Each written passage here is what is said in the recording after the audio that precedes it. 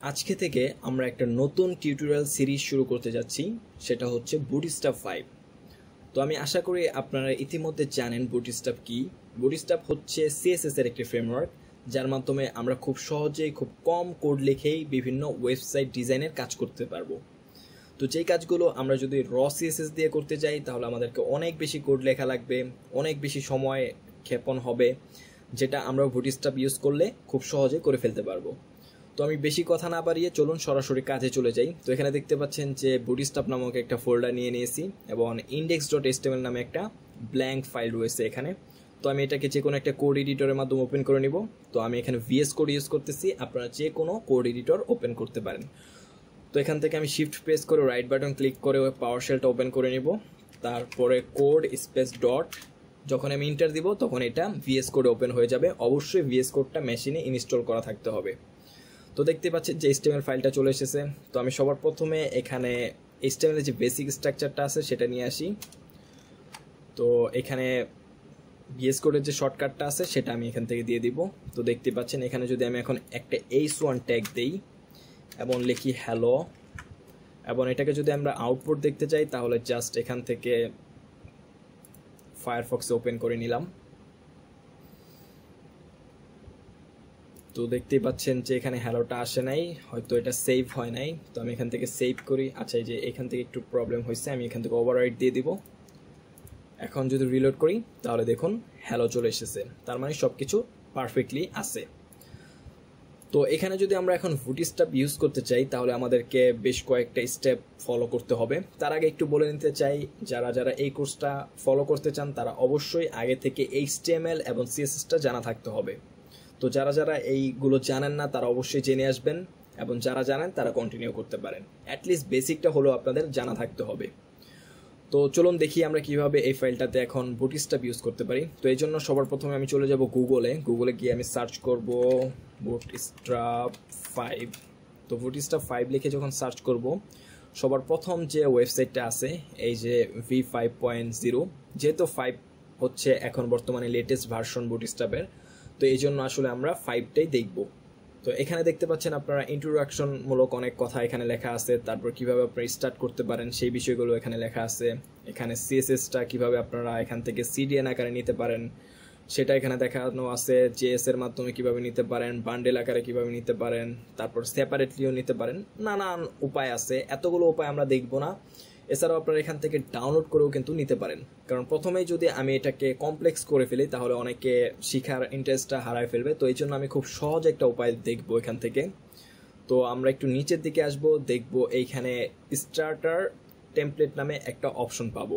তো এই লিঙ্কটা আমি অবশ্যই ভিডিও ডিসক্রিপশনে দিয়ে দিব যাতে আপনাদের বুঝতে সুবিধা হয়। তারপরে এখানে আমরা দেখব যে কিছু কোড দেওয়া আছে। তো এখান থেকে জাস্ট আমরা এটাকে কপি করব। তো কপি করে আমরা কি করব, এই সব কিছু মুছে দিয়ে এখানে জাস্ট পেস্ট করে দিব Ctrl+V দিয়ে। তো যখন আমরা পেস্ট করব এখানে কিন্তু আমাদের সব কাজ কমপ্লিট, মানে এখন আমরা যে কোনো ধরনের বুটস্ট্র্যাপের কাজ করতে পারবো এই টেমপ্লেটের মধ্যেই। তো এখানে দেখতে পাচ্ছেন যে বডি ট্যাগটা রয়েছে, তারপরে হেড ট্যাগ রয়েছে। হেড ট্যাগটা আসলে একটু ভিতরে থাকবে, তারপরে এটা একটু ঠিক করে নেবেন আপনারা যাতে বুঝতে সুবিধা হয়। তো বাকি সবকিছু ঠিকঠাক রয়েছে। তো এখন যদি আমি এটাকে আউটপুট দেখি তাহলে দেখবো সবকিছু ঠিকঠাক রয়েছে। এখানে হ্যালো ওয়ার্ল্ডটা এসেছে এই যে h1 ট্যাগের মধ্য থেকে। তো আমরা এগুলো সবকিছুকে এখন ক্লোজ করে দেই। তো আমি এখান থেকে কমেন্টগুলোকে এখান থেকে কেটে দেই, এই যে এই কমেন্টগুলোকে কেটে দেই যাতে করে বুঝতে সুবিধা হয়। তো এখানে এই যে এইটা হচ্ছে মেইন ফাইল, এটা হচ্ছে আমাদের বুটস্ট্র্যাপের CDN, এবং এখানে আরেকটা রয়েছে। তো এত কিছু আমাদের দেখার দরকার নেই, আমরা জাস্ট এই বডির ভিতরে এখন কাজ করতে পারবো। তো এই জন্য আমি সবার প্রথম একটা h1 ট্যাগ নেই, এখানে লিখি হ্যালো ওয়ার্ল্ড। তারপরে আমরা যদি এখন আউটপুট দেখি তাহলে দেখব যে এখানে হ্যালো ওয়ার্ল্ড নামে এই h1 ট্যাগটা কিন্তু চলে এসেছে। তো এখানে একটা প্রবলেম হয়েছে যে কোনো এই যে এটা, তো এটাকে আমরা একটু কেটে দেই তাহলে কি হবে, এই যে এই জিনিসটা চলে যাবে। তো দেখতে পাচ্ছেন যে হ্যালো ওয়ার্ল্ডটা চলে এসেছে। তো আমরা এখন কিভাবে বুঝবো যে আমাদের বুটস্ট্র্যাপ ঠিকঠাকভাবে কাজ করতেছে? তো এই জন্য আমরা এখানে একটা ক্লাস দিব display1। তারপর এখন যদি আমি এটাকে রিলোড করি তাহলে দেখবো এটা কিন্তু কাজ করতেছে। যেহেতু আমাদের এখানে কোনো সিএসএস ফাইল নাই, তো আমরা যেহেতু এখানে ক্লাস লিখতেছি, সো এই ক্লাসগুলো কিভাবে কাজ করতেছে অবশ্যই বুটস্ট্র্যাপ থেকে। যদি আমি এটাকে এখন কমেন্ট আউট করে দেই, তারপরে যদি আমি এখন রিলোড করি, তাহলে দেখুন এটা কিন্তু চলে গিয়েছে। তার মানে আমাদের বুটস্ট্র্যাপটা পারফেক্টলি কাজ করতেছে। তো এখন যদি রিলোড করি, তাহলে দেখুন এটা কিন্তু ঠিকঠাকভাবে কাজ করতেছে। তো এরপর আমি আরেকটা ক্লাসের কাজ দেখাই। তো বুটস্ট্র্যাপ মূলত এই ক্লাস নিয়েই কাজ। তো বুটস্ট্র্যাপের এই ফাইলটার মধ্যে অনেকগুলো ক্লাস ডিফাইন করা আছে এবং সেগুলোর জন্য বিভিন্ন স্টাইল দেওয়া আছে। তো এই স্টাইলগুলো কীভাবে দেওয়া আছে কি সব কিছু আমি একটু পরে আলোচনা করতেছি। আমি আপাতত এইটাকে একটু ভিতরে দিয়ে দিই, তারপর আপনাদেরকে দেখাই যে কন্টেনারের কাজটা কি বা অন্য আরেকটা ক্লাসের কাজ কি। তো দেখতে পাচ্ছেন এটা কিন্তু একটা স্পেস নিয়ে নিয়েছে। তারপরে এটা যেহেতু h1 আছে, তো আমরা যদি এইখান থেকে এটাকে h1 দিয়ে দিই, তাহলে কি হবে, এটা কিন্তু h1 পেয়ে যাবে।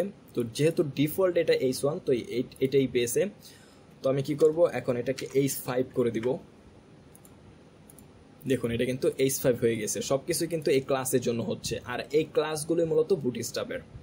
তো এটা কিভাবে কাজ করে, তো চলুন আমরা এখানে একটা নতুন সিএসএস ফাইল নেই, নাম দেই bootstrap.css। তারপরে এটাকে আমরা এখানে কল করে দিব লিংক দিয়ে bootstrap.css। তারপরে আমি যদি এখন চাই এখানে এই বুটস্ট্র্যাপটাকে কমেন্ট আউট করে দিব, রিলোড করি, দেখুন এখন কিন্তু একদম ডিফল্ট যেটা ছিল সেটা চলে এসেছে। তো আমাদের এই কন্টেইনারটাকে আমরা একটু স্টাইল করে দিই। এটাকে একটা উইডথ দিব 1140 পিক্সেল, যে কোনো কিছু আপনি দিতে পারেন। মার্জিন দিব অটো। তারপরে এখানে আমরা কি দিয়েছিলাম, ধরুন আমরা ডিসপ্লে 1 দেই। ডিসপ্লে 1 এইটাকে আমরা কি করব, এখানে এসে ধরুন দিয়ে দিলাম font size 40 pixel, font wait দিয়ে দিব লাইটার। এখন যদি আমি এটাকে রিলোড করি, তাহলে দেখব যে এটা কিন্তু পারফেক্টলি কাজ করতেছে।